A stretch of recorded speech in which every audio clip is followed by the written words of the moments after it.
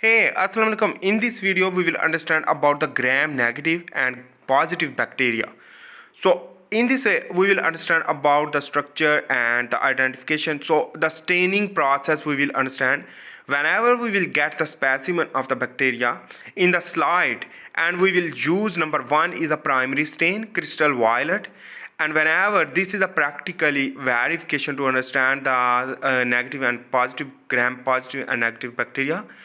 So crystal violet, whenever you will put into the specimen, so the bluish or bluish purple color will be show, and it means the gram positive and negative both are purple.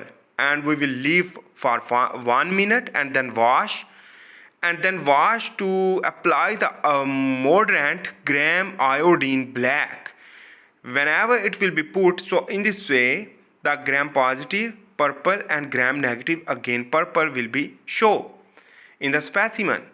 But anyhow, after 1 minute the washing will lead to decolorizer use, and the decolorizer can be a alcohol or acetone. And whenever you will put the alcohol or acetone, so the wash away primary stain and basically stain from negative bacteria, but the positive bacteria not. So in this way the gram positive purple while the gram negative colorless will be show. So it means the gram negative bacteria will not remain the dye, not remain the staining. And after the direct basically apply the counter stain red safranin or carbol fuchsin.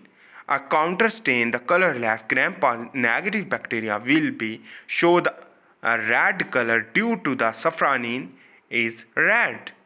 So in this way, whenever you will apply the safranin, in this way the gram positive bacteria remain purple, but the gram negative bacteria will become a red. So the story behind it is the peptidoglycan cell wall. The thick peptidoglycan are present in the gram positive bacteria, so that is why the staining will maintain due to the peptidoglycan will absorb the color.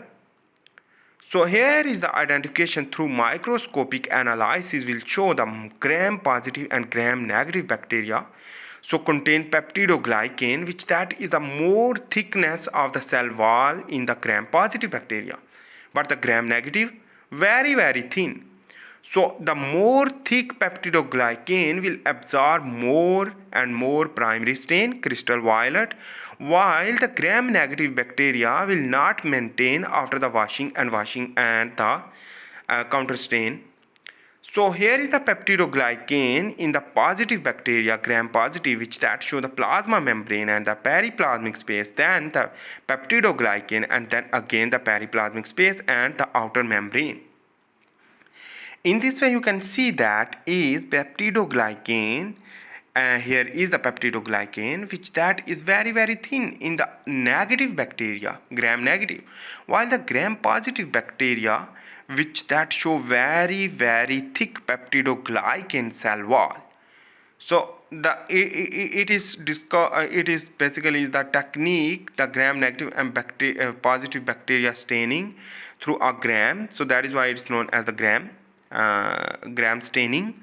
So in this way here is the peptidoglycan. If you think about that, the peptidoglycan monomer, which that shows the glucose will bond with the carbon 1 to 5 linkage, and this is the glycosidic bond, and this is the pentapeptide, which that contain alanine, D-glutamine and lysine, and the D-alanine and again alanine, which that is the pentapeptide.